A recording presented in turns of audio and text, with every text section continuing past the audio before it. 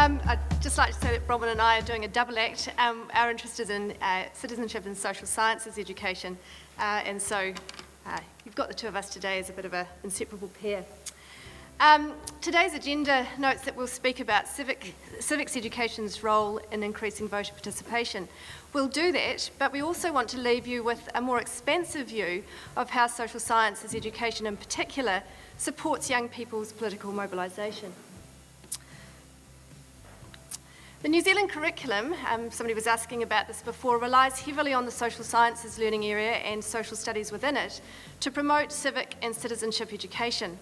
The purposes of social studies in particular are most centrally concerned with supporting students to engage critically with social issues and take action. You won't see explicit reference to voting in the social studies curriculum, but what you will see are achievement objectives that carefully scaffold students' conceptual understandings. These are abstract concepts that enable students to make connections across a vast array of facts and information. I've shown some examples here drawn from various levels of the curriculum, and these concepts are embedded in the achievement objectives that reflect students' expanding horizons. And importantly, they've been developed with considerable input from the Electoral Commission at the time of the last curriculum revision. One matter of confusion that Bronwyn and I frequently encounter is where the curricular space exists for learning about political participation. Such concerns often relate to civic education, which focuses on the knowledge and the understanding of formal institutions and processes of civic life, such as voting in elections.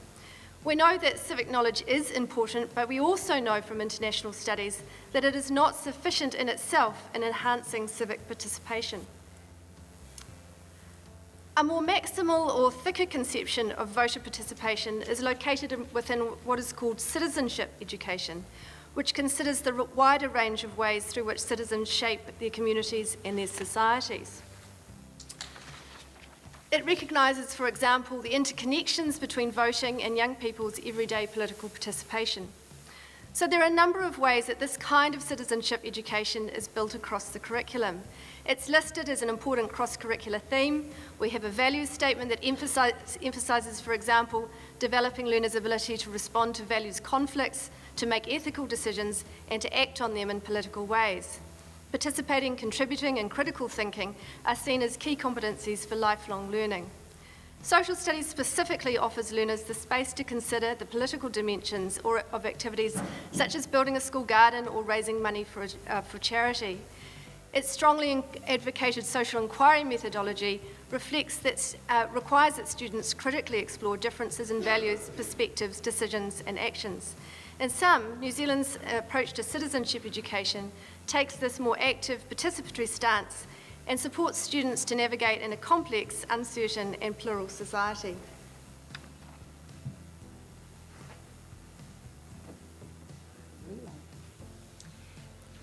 We know that teaching civics education alone will not necessarily translate into political participation.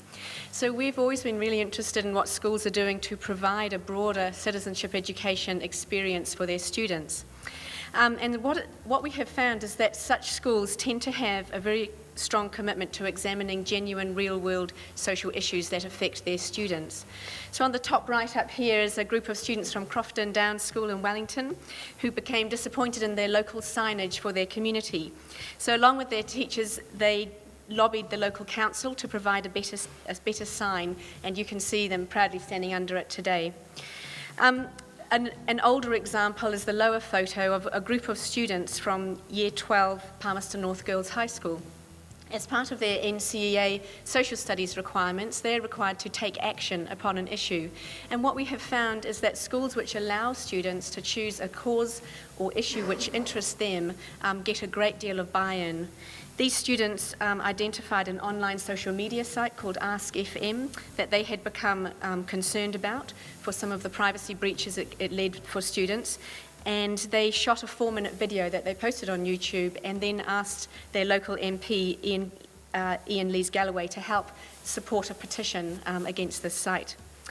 These stories highlight the significance of selecting relevant social issues and recognising young people's everyday participation, practices and identities. Finally, we do know a little bit about what's happening for pre-voting young people. involved in an international citizenship education and civics survey, the ICCS, in 2009. 4,000 year 9, 14-year-olds were interviewed, surveyed, and it shows that New Zealand students have high expectations of voting in the future compared with the international average of 38 countries.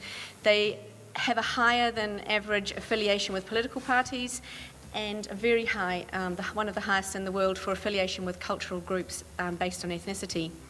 It also showed a strong for volunteering and fundraising, which do tend to be the main forms of civic participation young people participate in. But if we look at the bottom area there, there's also very low participation in environmental organisations, human rights organisations, and campaigning for an issue. So these statistics do give us some point of celebration, but also some point of concern for future citizenship participation. I have less than 1 minute. We've argued that there is currently space within New Zealand's curriculum and classrooms for young citizens to consider their participation in democratic life. We do have some concerns, however. We know that citizenship education has a low policy priority in this country.